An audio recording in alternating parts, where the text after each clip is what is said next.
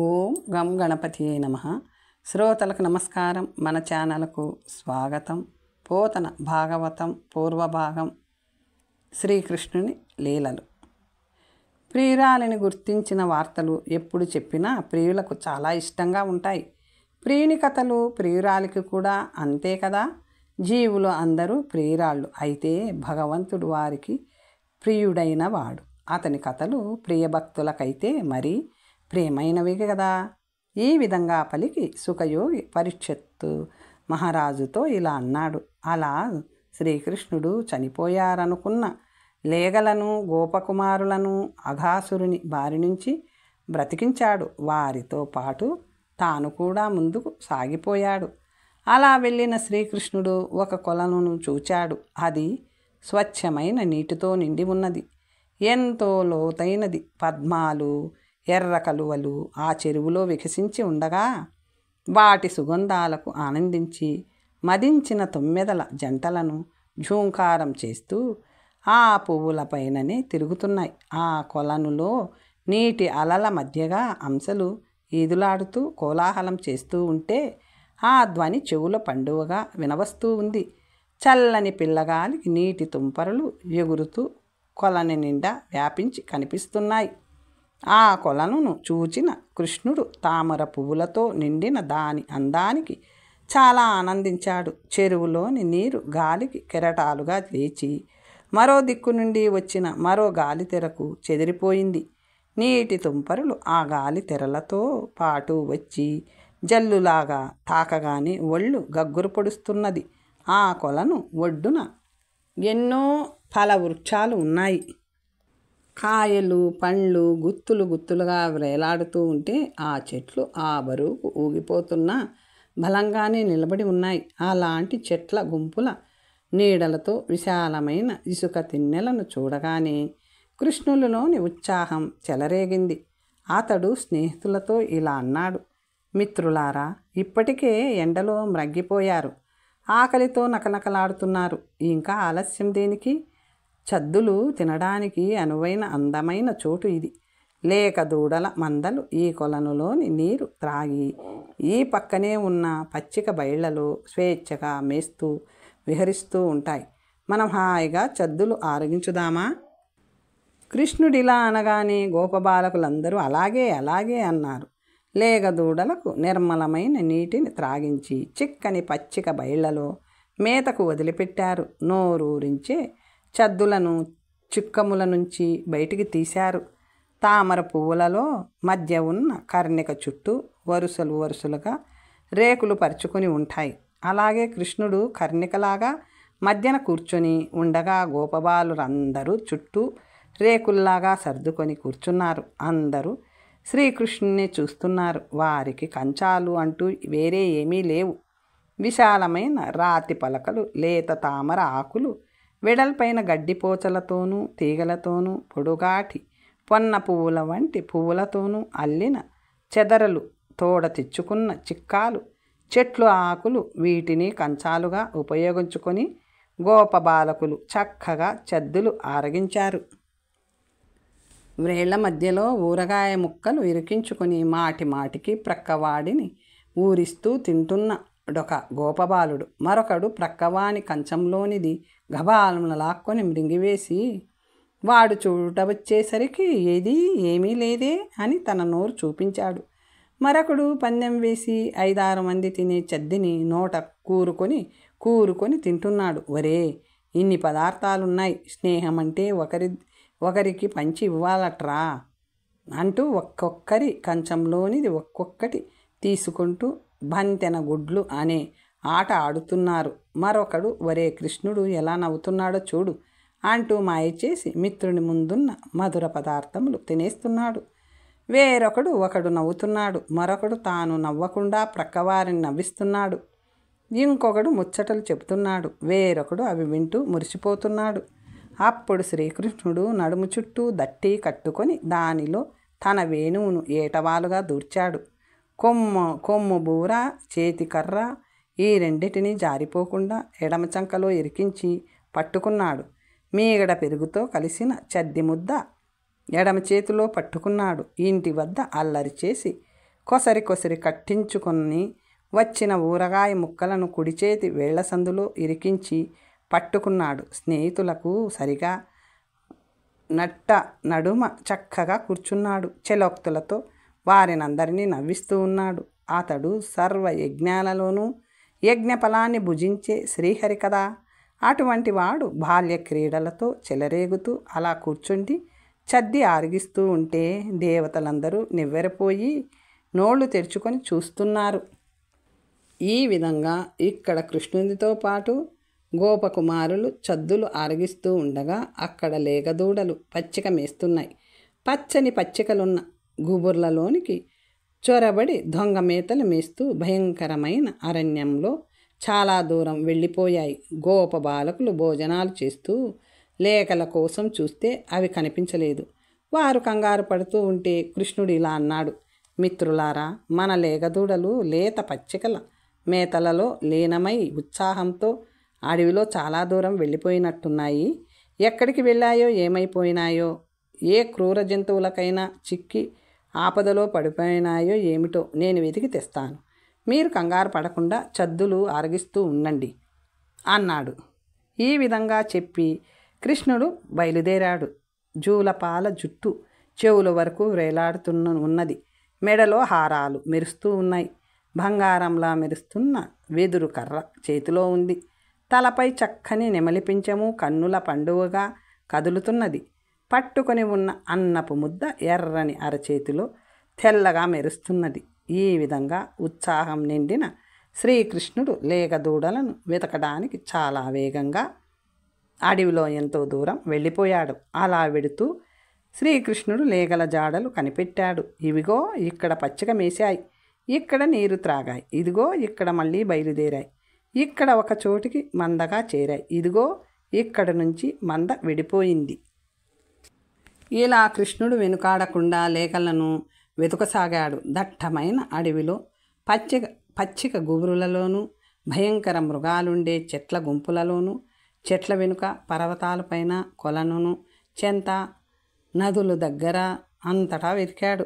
అప్పుడు భూమికి దిగివచ్చిన బ్రహ్మదేవుడు ఇదంతా చూచి ఇలా అనుకున్నాడు, ఇతడు పసిబాలుడు కదా, అఘాసురుడు మృంగివేసిన గోపబాలురను లేగలను ఎలా రక్షించగలిగాడు? ఇది ఈ భూలోకంలో చాలా ఆశ్చర్యకరమైన విషయమే అనుకున్నాడు. కృష్ణుడు అటు వెళ్ళిన సమయం చూచి ఈ మాయా బాలుని మహాశక్తి ఎలాంటిదో పరీక్ష చేసి చూద్దామనుకున్నాడు బ్రహ్మయ్య. ఇటు అడవిలోని లేగలను అటు భోజనాలు చేస్తున్న బాలురను ఒక రహస్య ప్రదేశంలో దాచివేశాడు. అప్పుడు కృష్ణుడు దూడల జాడలు కనబడక తిరిగి కొలను వద్దకు వచ్చాడు. అక్కడ గోపబాలురు కూడా ఆయనకు కనిపించలేదు.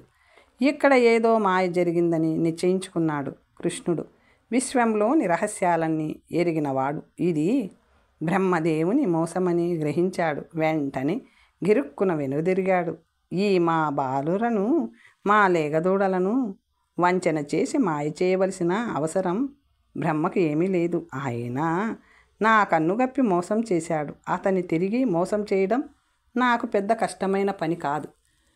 అయినా వారిని తిరిగి తీసుకొని రావడానికి గాను అతన్ని వంచడం మనకెందుకు, వద్దులే అంటూ పెదవులపై చిరునవ్వులు చిందించాడు. ఆ బ్రహ్మాండాలని వంచడం మరలించడం అనే విద్యలు తెలిసినవాడు కదా శ్రీహరి. ఇంటికి తిరిగి వెళ్ళి మీ పిల్లలు లేరమ్మా అని గోపికలకు చెప్పడం దేనికి? నేనే బాలుర రూపాలలోనూ గోవత్సాల రూపాలలోనూ సంచరిస్తాను. గోపికలు గోపకులు కూడా ఎప్పటిలాగే చాలా సంతోషిస్తారు. ఇలా అనుకున్న కృష్ణుడు ఆయా లేగదూడల ఆకారాలు ఆయా గోపబాలుల ఆకారాలు తానే ధరించాడు. చేతులు కాళ్ళు తలలు నడుములు ముఖాలు భుజాలు వక్షస్థలాలు ముక్కులు కన్నులు చెవులు దంతాలు మొదలైనవి అన్నీ అచ్చం ఆయా బాలుర పోలికల్లోనే ఉన్నాయి. అంతేకాకుండా ఆయా బాలురు ధరించే చేతికర్రలు వస్త్రాలు దండలు వేణువులు కొమ్ము బూరలు ఆభరణాలు వారి వయస్సులు గుణాలు మాట్లాడడంలోని విచిత్రమైన యాసలు ఏ ఒక్కటి వదలకుండా ఆయా బాలుర లేగల ఆకారాలు అన్నీ తానే ధరించాడు. ఈశ్వరుడైన శ్రీహరి కదా అతడు. ఈ జగన్నాటకంలో అందరి రూపాలు ధరించే అంతర్యామి స్వరూపుడు గోపబాలుడు. ఆ మహానటుడు ఇలా బాలుర లేగల రూపాలు ధరించడం ఏమి ఆశ్చర్యం!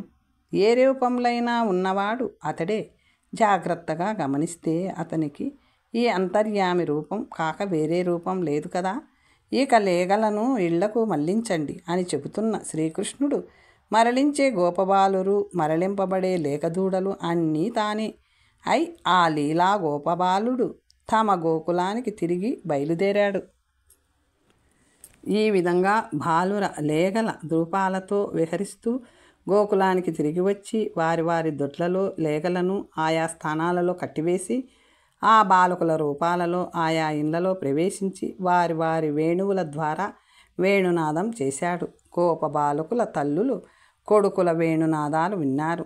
అవి వీణుల విందుగా వినిపించి వారి మనస్సులను పరవశింపజేశాయి. ఆ తల్లులు వెంటనే లేచి కుమారులను కౌగిలించుకొని శిరస్సులను ముద్దాడుకొని వారికి పాలిళ్లలో పాలు ఉవ్వెత్తుగా చేపు వచ్చాయి. గోపికలు అమృతంతో సమానమైన ఆ పాలు నిండైన ప్రేమతో కొడుకులకు త్రాగించారు. ఆ తల్లుల హృదయాలు ఆనందంతో పరవళ్ళు త్రొక్కాయి. వారు ఎంతో వేడుకతో కొడుకులకు నలుగు పెట్టి తలంటి స్నానం చేయించారు. గంధాలు పూశారు. చక్కని ఆభరణాలు అలంకరించారు. నుదుటిపై రక్షాతిలకాలు పెట్టారు. అన్ని రకాల పదార్థాలతోనూ భోజనాలు పెట్టారు. ఎంతో ప్రేమతో వారిని ఆదరించారు. ఇంతకుముందు ఏ బాలకులు ఏ తల్లులకు ఏ విధాలుగా ఆనందం కలిగించేవారో ఇప్పుడు అలాగే ఆ బాలకులు ఆ తల్లులకు అదే విధమైన ఆనందం కలిగించారు. ఆ సమయంలో దొడ్లో ఉన్న ఆవులు తమ దూడలను చూడగానే అంబే అంటూ బిడ్డలను కేకవేసి పిలిచాయి. హుమ్ అంటూ దూడలను వాసన చూచి ఆనందంతో కొంచెం మూత్రం విడిచాయి. ప్రేమతో దూడలను నాకుతూ పొదుగుల నుండి కోకొల్లలుగా కురుస్తున్న పాలను లేగదూడలకు త్రాగించాయి. గోపికలకు గోవులకు కూడా తమ తమ బిడ్డల రూపంలో ఉన్న కృష్ణునిపై మాతృప్రేమ ఎంతో కలిగింది. శ్రీహరి కూడా వారిని తల్లులు అంటూ ఎంతో స్వచ్ఛమైన ప్రేమతో పసిపిల్లవాడుగా వారి మధ్య ప్రవర్తించాడు. ఈ గోప బాలుర పైన గోకులంలోని జనులందరికీ రోజు రోజుకి ప్రేమలు చిగుళ్ళు తొడిగాయి. ఏ రోజుకు ఆ రోజు క్రొత్తగానే ఉండేది ఆ ప్రేమ. బాలకృష్ణునిపై కూడా వారికి పూర్వంలాగానే రోజు రోజుకు ప్రేమలు క్రొత్త చిగుళ్ళు తొడుగుతూనే ఉండేవి. ఈ విధంగా బాలకృష్ణుడు బాలుర రూపాలు లేగల రూపాలు తానే ధరించి ఇందరి రూపాలలోనూ ఉన్న తనను తాను రక్షించుకుంటూ ఆ బృందావనంలో ఉన్న గోకులంలో మహామహిమతో 1 ఏడాది పాటు ఆడుకున్నాడు. 1 ఏడాదికి 5-6 రోజులు తక్కువగా ఉందనగా ఒకనాడు తాను బలరాముడు అడవికి వెళ్ళి మందకు దగ్గరగా లేగదూడలను మేపుతూ ఉన్నారు. ఆ ప్రదేశానికి చాలా దూరంగా గోవర్ధన పర్వత శిఖరంపై గోపకులు ఆవులను మేపుతున్నాడు. ఆ ఆవులు ఈ దూడలను చూచాయి. ఆవులు ఆనందంతో ఒక్కసారిగా హుంకారం చేశాయి. మోపుల పైదాకా మెడలు ఎత్తి చాచి 4 కాళ్ళు 2 కాళ్ళుగా కనిపించేటంత వేగంగా చెంగున దాట్లు వేస్తూ పరుగెత్తాయి. తోకలు విశాలంగా ముఖాలపై దాకా వచ్చేటట్లు ఎత్తి వేగంగా లేగదూడల వద్దకు పరిగెత్తుకుంటూ వచ్చాయి. లేగదూడలు లేగల మూతులను మృంగివేస్తాయా అన్నంత ఆత్రంగా నాకుతూ ఆ ఆవులు లేగలకు కడుపు నిండా పాలు కుడిపాయి. ఆ ఆవులను ఆపు చేయడం గోపకులకు సాధ్యం కాలేదు. ఇంతవరకు ఎప్పుడూ తమ మాటలను ఆవులు ధిక్కరించలేదు. వారికి కోపంతో పాటు సిగ్గు కూడా ముంచుకు వచ్చింది. ఆవుల వెనుకనే తుప్పలలో నుంచి బండలపై నుంచి కష్టమైన దారులలో పరిగెత్తుకుని వచ్చారు. అక్కడ లేగలను మేపుతున్న తమ బిడ్డలను చూచారు. వారు కోపాలు సిగ్గులు అన్నీ మర్చిపోయారు. మా చిన్న నాన్నలను చూడగలిగాము అంటూ బిడ్డల వద్దకు చేరి వారిని ఎత్తుకున్నారు. వడలంతా పులకలెత్తుతూ ఉండగా సంతోషంతో కౌగిలించుకొని తలలను ముద్దాడుకొని ముద్దు చేశారు. ఆ బిడ్డలలో ఉన్న దైవాన్ని తెలుసుకున్నారా అన్నట్లు ఎంతో సంతోషంతో పొంగిపోయినారు. అది పాల పొంగు వంటిది కాదు, స్థిరత్వం కూడా ఉన్న పొంగు అది. ఇలా కుమారులను కౌగిలించుకొని ఆనంద బాష్పాలు నిండిన కన్నులతో గోపకులు చివరికి కుమారులను వదిలిపెట్టి గోవులను మళ్లించుకొని దూరంగా వెళ్ళిపోయారు. వారిని చూచి బలరాముడు తనలో తాను ఇలా అనుకున్నాడు. తల్లిపాలు విడిచిన వయస్సులో ఉన్న బిడ్డలపైన, లేగలపైన గోపకులకు, గోవులకు ఇంత ఎక్కువగా వాత్సల్యం ఎలా పుట్టుకొని వచ్చింది? వీరు ఇదివరకు కృష్ణుని ఎడ మమకారంతో ఎంత ప్రేమ చూపేవారో ఇప్పుడు తమ తమ బిడ్డలపైన ఆ విధంగా ప్రేమ చూపుతున్నారు. నాకు కూడా ఈ బిడ్డలను, లేగలను చూస్తుంటే కృష్ణుని చూచినట్లే ప్రేమ, ఇష్టము కలుగుతున్నాయి. ఇది మహా అద్భుతంగా ఉంది. ఇంతకుముందు ఇటువంటిది ఎన్నడూ ఎరుగను. మానవులు కానీ, దేవతలు కానీ, దానవులు కానీ చేసిన మాయ కాదు కదా, లేక నా స్వామి అయిన విష్ణువు యొక్క మాయ ఏమో. ఇతరుల మాయ అయితే నన్ను మోసగించలేదు, నా స్వామి మాయయే అయి ఉంటుంది. బలరాముడు ఇలా ఆలోచించి ఇంతవరకు మోహం చెంది ఉన్న ఇప్పుడు దివ్య దృష్టితో శ్రద్ధగా చూచాడు. తన స్నేహితులు లేగదూడల అన్నీ కృష్ణుడే అని గ్రహించాడు. ఇలా యోగ దృష్టితో చూచిన బలరాముడు నమ్మలేక కంగారు పడ్డాడు. కృష్ణుని ఇలా అడిగాడు, మహాత్మా, ఇంతకు ముందు వరకు లేగదూడలన్నీ ఋషులు అంశాలతో జన్మించినవని, గోపకులందరూ దేవతల అంశాలని నాకు అనిపిస్తూ ఉండేది. ఇప్పుడు చూస్తే లేగలు, బాలకులు అందరూ నిస్సందేహంగా నీవే అని నాకు కనిపిస్తుంది. ఈ వింత ఏమిటి?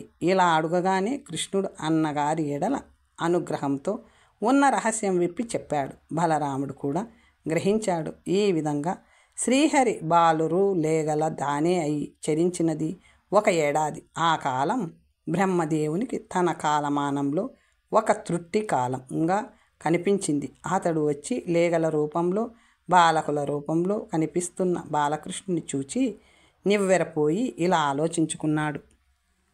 ఈ గోకులంలోని అసలైన బాలకులు, లేగలు నా మాయా గుహలో ఇప్పటికీ నిద్రపోతున్నారు. ఎక్కడికి పోలేదు. మళ్ళీ ఎవరైనా సృష్టి చేశారా అనుకుంటే నాకు బదులు మరొక బ్రహ్మ ఎవరూ లేరు. మరి వీరెవరు? ఎలా తయారైనారు? నేటికి భూలోకంలో 1 ఏడాది అయింది. ఈ శ్రీకృష్ణునితో విహరిస్తున్న వీరంతా ఎక్కడి నుంచి వచ్చారో మరి. బ్రహ్మ సృష్టిస్తే కానీ ఈ జీవరాశులేవి పుట్టవు కదా. సృష్టి చేస్తే బ్రహ్మ అంటేనే ఒక్కడనేవినే కానీ రెండవ వాడు లేడు కదా. బ్రహ్మగా నేను సృష్టించిన గొల్ల పిల్లలు, దూడలు కాక వేరే గొల్ల పిల్లలు, దూడలు ఎలా వచ్చాయి? వీటిని ఏ బ్రహ్మ సృష్టించాడు? ఇందరిలో ఒక్కడుగా ఉన్న పరబ్రహ్మ కాదు కదా వీటి సృష్టికర్త. సర్వస్వాన్ని తేలికగా తెలుసుకుని నేర్పరి అయిన ఆ పితామహుడు, ఆ జ్ఞానవృద్ధుడు, ఆ బ్రహ్మదేవుడు నివ్వరిపోయాడు. కంగారుపడి తనలో తాను ఎంతో ఆలోచించాడు. ఇక ముందు చేయవలసిన కార్య విధానమేమిటో తెలియలేదు. బిక్కమొహం వేసి ఆందోళనలో పడ్డాడు. శ్రీహరి మోహం అంటనివాడు, కానీ తాను జగత్తులన్నిటినీ మోహింపచేయగల నేర్పరి. అటువంటి విష్ణువును మోహింపచేద్దామనుకుని మోహపడిన బ్రహ్మ తానే మోహితుడై పోయాడు. పగటివేళ మినుగురు పురుగుల కాంతి తేలిపోతుంది. రాత్రివేళ మంచు చీకటిలో లీనమై మాయమైపోతుంది. అలాగే విష్ణువు మాయకు పుట్టినిల్లు. అటువంటి విష్ణువుపై ఇతరుల మాయలు పనిచేస్తాయా? ఆ మాయలు పస చెడి విడిపోతాయి. తమను ప్రయోగించిన వారి గౌరవాన్ని కూడా చెడగొట్టేస్తాయి. ఏనాడో పుట్టాను. పుట్టిన తరువాత బుద్ధి తెలిసింది. ఈ జగత్తునంతటినీ పుట్టించాను. వయస్సు సగం గడిచిపోయింది. ఇంతవరకు ఇలా క్రొత్త సృష్టులు పుట్టడం నేనెన్నడూ ఎరుగను. ఔరా, నేను పుట్టించిన ఈ భూమిపైన నాకు అందని ఇన్ని మాయలా?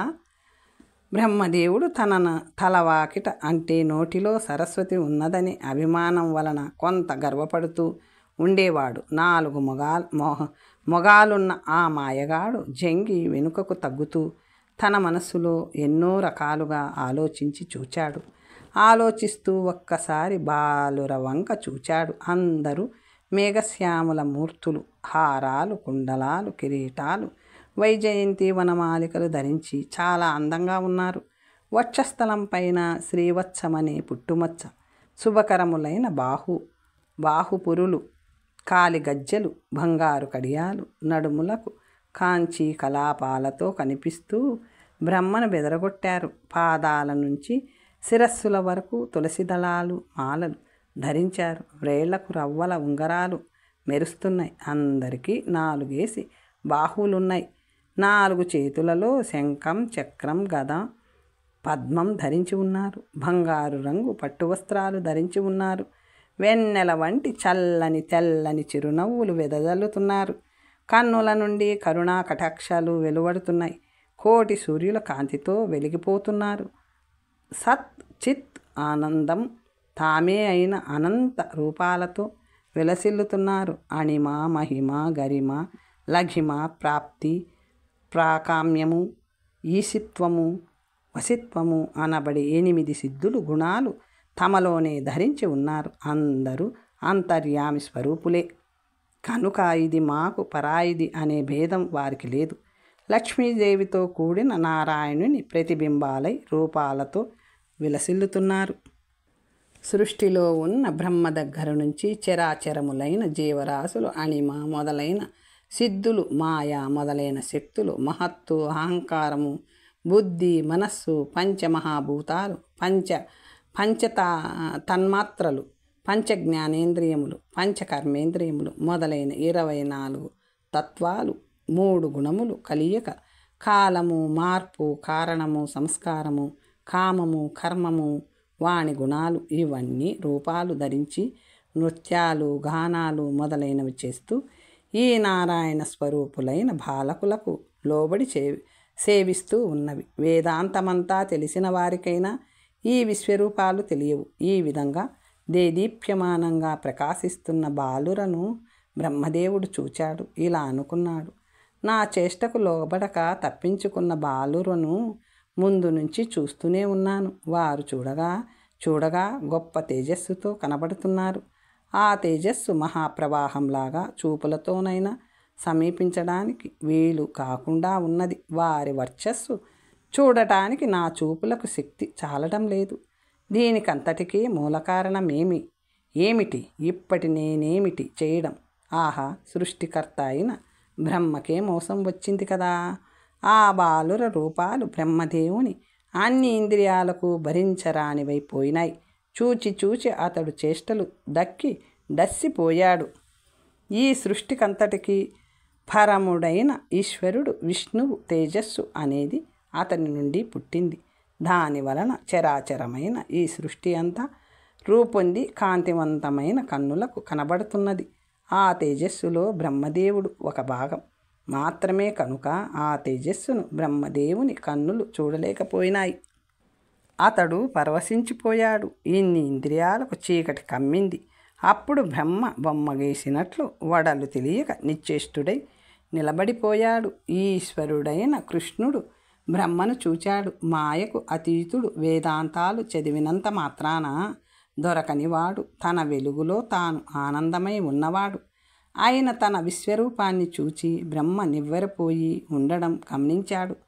ఈ బ్రహ్మదేవుడు తనకు 4 తలలున్నాయనుకుంటున్నాడు. బాలభావంతో తన ఈ బ్రహ్మ పదవిని చూచుకుని అహంకారంతో మునిగిపోయాడు. అజ్ఞానంలో నిమగ్నుడైపోయి నా మహిమ ఎంతటిదో చూడాలని వచ్చాడు.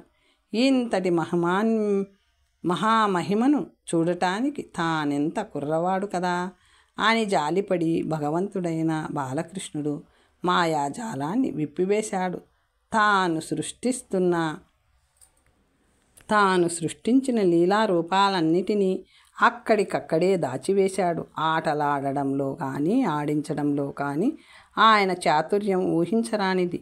ఇంతలో 8 కన్నులున్న దేవతల పెద్ద బ్రహ్మదేవుడు మృతి చెందినవాడు బ్రతికి వచ్చినట్లు తేరుకొని తెప్పరిల్లాడు. కాళ్ళు చేతులు కదిలించి చూచుకున్నాడు. తరువాత కన్నులు విప్పి చూడటానికి శక్తి వచ్చింది. ముందు వైపు చూచాడు, వెనుక వైపు చూచాడు, తల పైకెత్తి చూచాడు, అన్ని దిక్కులు చూచాడు. అప్పుడు అన్ని చోట్ల పరిశీలనగా చూచాడు.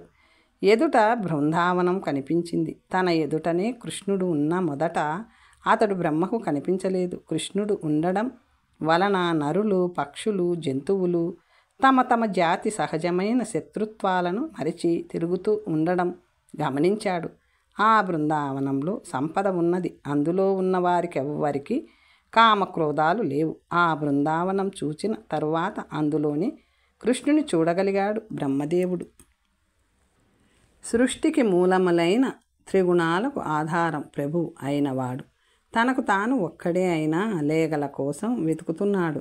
కృష్ణుడు సర్వం తెలిసినవాడు. తాను ఒక్కడే సత్యం అయిన వాడైనా ఎందరో స్నేహితులున్నట్లు పిలుస్తున్నాడు. బయట లోపల మొదలు తుద అనే భావాలేవీ లేనివాడైనా అక్కడక్కడ లేగల అడుగుజాడలు వెతుకుతున్నాడు. ఎంతో లోతైన వాడు అయినా పరుగులు తీస్తూ ఇటు అటు చూస్తూ అడుగులు వేస్తున్నాడు. అతనికి జాతి అనేది లేదు. అయినా నేర్పరి అయిన గోపబాలుని లక్షణాలన్నీ చక్కగా అచ్చుపోసినట్లు ఉన్న శరీరం అందంగా వెలుగొందుతున్నది. చేతిలో చలిద్ది అన్నపు ముద్ద పట్టుకొని ఉన్నాడు. ఇలా అన్ని లక్షణాలు మేళవించిన కృష్ణుని కేవలం వాక్కుకు మాత్రమే అధిపతి అయిన బ్రహ్మదేవుడు చూచాడు. శ్రీకృష్ణుని చూడగానే బ్రహ్మ తత్తరపాటుతో హంసవాహనం మీద నుండి ధబాలున క్రిందికి దుమికాడు. బంగారు శలాకావలే రంగు లీనుతూ ఉండి సుకుమారంగా ఉన్న తన శరీరంతో నేలపై సాగిలపడ్డాడు. ఎన్నో మణులతో వెలుగుతున్న తన కిరీటాలు కృష్ణుని పాదపద్మాలకు తాకేటట్టు మొక్కాడు. ఆ ఆనంద బాష్పాలు ధారలుగా కారుతూ ఉండగా అతని అడుగులు కడిగాడు.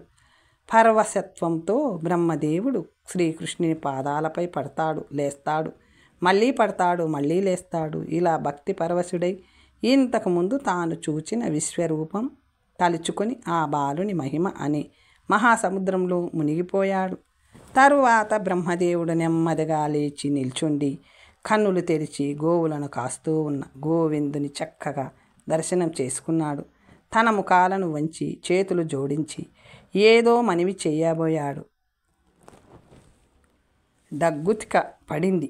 ఏకాగ్రమైన మనస్సుతో 4 ముఖాలతోనూ ఈ విధంగా స్తుతించాడు. మెరుపు తీగతో కూడిన మేఘం వలె నీ శరీరం బంగారు రంగు ఉత్తరీయంతో ప్రకాశిస్తున్నది. నీ చేతిలో ఉన్న చద్ది ముద్ద మృదువుగా అందంగా ఉన్నది. వెదురు కర్ర, కొమ్ము బూర, మురళి మొదలైన వాటితో ప్రకాశిస్తున్నావు. ఏనుగు దంతంతో తయారైన నీ కుండలాలు, నెమలి పింఛంతో చుట్టబడిన నీ శిరస్సు, అడవి పువ్వుల మాలికతో అలంకరింపబడిన నీ కంఠం, తామర పువ్వుల వలె సున్నితములైన నీ పాదాలు ఎంతో అందంగా ఉన్నాయి. అదిగో కడగంటితో నన్ను చూస్తున్న నీ చూపులో కరుణ తొణికిసలాడుతున్నది. నీ గోపాల బాలుని రూపాన్ని నేను స్తుతిస్తూ ఉంటే నన్ను చూచి నవ్వుతున్న నీ ముఖం చాలా రమణీయంగా ఉన్నది. కమల దళాల వంటి కన్నులు కల నీవు నన్ను కన్న తండ్రివని ఇప్పుడు గుర్తించాను. నీకు మ్రొక్కి నిన్ను సేవించుకుంటున్నాను. ఈశ్వర, నన్ను అనుగ్రహించు. నీ జనులకు అందరకు ఆనందం నిండించే నీ ఈ చిన్న రూపమే నా మనస్సుకు ఊహించడానికి సాధ్యం కాకపోయింది. నీవు ఉల్లాసంతో ధరించిన మహావిశ్వరూపాన్ని తెలుసుకోవడానికి సమర్థులు ఎవ్వరు. నీ రూపమే నీలో నేనుగా నున్న నీకు మాత్రమే తెలియదగిన నీ వైభవం ఎంత విశేషమైనదో ఎవరికి తెలుసు? ఎంతటి పండితులైనా తాము వివరించదలిచిన దానిని అది అని వివరిస్తాను. శరీరాన్ని, వాక్కును, మనస్సును ఆపదతోనే వాడుకుంటారు. అంతేకాని అందులో ఉన్న నేను అనబడే నిన్ను తెలుసుకోలేరు. దానిని తెలుసుకోవటమే విజ్ఞానం. దాన్ని పొందే విధానాన్ని గమనించరు. నేను అనే అంతర్యామి అది అనే తాళంతో బిగించబడి ఉంటుంది. దాన్ని తీసే విధానం వాళ్ళలో ఉన్న నేను అనుకునే అహంకారానికి అందదు. అందరిలో ఉన్న నేనుగా ఉంటుంది. అంటే అంతర్యామి అయిన నీవుగా ఉంటుంది. అలాంటి నీ అనుగ్రహమే దానిని తెలుసుకునే మార్గం తప్ప వాళ్ళ సొంత తెలివి కాదు. ఈ అనుగ్రహం కలిగినప్పుడు ఏమీ తెలియని వాళ్ళు కూడా ఎవరి చేత జయించని నిన్ను లొంగదీసుకుంటారు. భక్తి అనేది సర్వశుభాలను వర్షిస్తుంది. అటువంటి శక్తిని వదిలిపెట్టి కేవలం జ్ఞానం కోసం తపస్సు చేయడం వ్యర్థం. ఎంత ఎక్కువగా కూడబెట్టిన బియ్యం పైన ఉండే ఊక వలన ఏమి ఆదాయం వస్తుంది? నిన్ను తెలుసుకోవడం కోసం ముందుగా తమ కోరికలన్నీ నీ యందు సమర్పించి నీ కథలు వింటూ ఉండాలి. అప్పుడు తాము చేసిన సత్కర్మలకు ఫలితంగా భక్తి అనేది లభిస్తుంది. ఇలా లభించిన భక్తితో సజ్జనులైన వారు నీ మొట్టమొదటి నివాస స్థానాన్ని ప్రవేశించగలిగారు. నీ నిర్గుణ వైభవంలో ఏ మార్పులు ఉండవు కనుక తెలియటానికి ఏమీ ఉండదు. పైగా తనకన్నా వేరే లక్ష్యం అంటూ తనకు విలువ వల్ల ఏదీ ఉండదు. దానినే తాను అంటాం. అది అన్నింటి లోపల అంతర్యామి అయిన ప్రయోజకంగా ఉంటుంది. అది ఇంద్రియాలకి ఎదుట కనిపించటానికి వీలు లేదు. ఎందుకంటే అంతకు ముందున్న విజ్ఞానం అనే అలవాటు ఉన్నప్పుడే ఇంద్రియాలు తెలుసుకోగలవు. అది నీకు తప్ప ఇంకొకళ్ళకి తెలియదు. ఎందుకనగా దానికి అదే కానీ ఇంకొకళ్ళు ఉండరు. అది ఎప్పుడు వెలుపల కనిపించదు. కనుక ఇంద్రియాలను లోపలికి త్రిప్పితే తనను తాను అనిపిస్తుంది. ఇలా త్రిప్పులు పడి ఎలాగో అలాగా నీ నిర్గుణతత్వాన్ని తెలుసుకోవచ్చు. అది కష్టం అనుకుంటారు కానీ నిజానికి నీ సగుణ రూపం తెలుసుకోవటమే అసాధ్యం. నీవు ప్రదర్శించే గుణాలు ఎవరికీ అంతుపట్టవు. నీవు గుణాలతో నుండి మాత్రమే గోచరిస్తూ ఉంటావు. మరి నీ గుణానికి ఒక లెక్క అంటూ లేదు. కనుక నీ కనిపించే రూపాలను తెలుసుకోవటమే అసాధ్యం. ఆకాశంలో మెరిసే తారలను, మంచు తుంపరలను, భూమి మీది ధూళి కళాలను అయినా లెక్కలు వేయడం సాధ్యం కావచ్చు. కానీ భూభారాన్ని తగ్గించడానికి అవతరించిన నీ మనోహరమైన గుణాలను ఎంతటి పండితులు లెక్క పెట్టలేరు. నీవు అన్నీ లెక్కకు పైనేనున్నవాడవు. ఈశ్వర శ్రీహరి నన్ను ఏనాటికి దయతో చూస్తాడో, ఎప్పుడు నేను శ్రీహరిని చూడగలుగుతానో అనే ఆర్తితో ఉన్నవాడు నిజమైన సంపన్నుడు. నీ భక్తుడైన వాడు నీ వెంట పడుతాడు. ఆ మార్గంలో ప్రయాణం సాగిస్తూ తన పూర్వకర్మల మొత్తాన్ని మొదలంట తొలగించుకోగలుగుతాడు.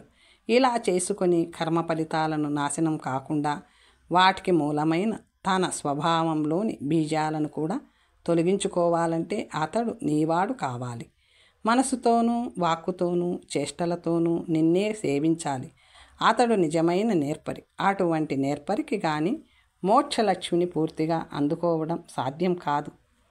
యోగిరాజులందరూ తమ వాక్కులతోనూ పాటలతోనూ నిన్ను స్తుతిస్తూ ఉంటారు. ఒక గడుసరి వాడా మాయగల వారిని నీవు మాయలో పడివేస్తూ ఉంటావు.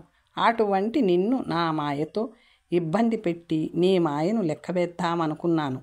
చేతగాని అపచారం చేయడానికి సాహసించాను. ప్రభు నన్ను కరుణతో రక్షించు. దావాగ్ని నుండి పుట్టిన ఒక అగ్నిజ్వాల ఆ దావాగ్నిని మించి వెలగగలగడం సాధ్యమవుతుందా? సర్వేశ్వర నేను రజోగుణం నుండి పుట్టినవాడను కనుక మోహం చెంది ఉన్నాను. నేనే ప్రభువును అనుకొని వెర్రి అహంకారంతో గర్వించాను. గర్వం అనే చీకటితో నా కన్నులు చీకట్లు క్రమ్మినాయి. తర్వాత కథ వచ్చే భాగంలో తెలుసుకుందాం. నమస్తే.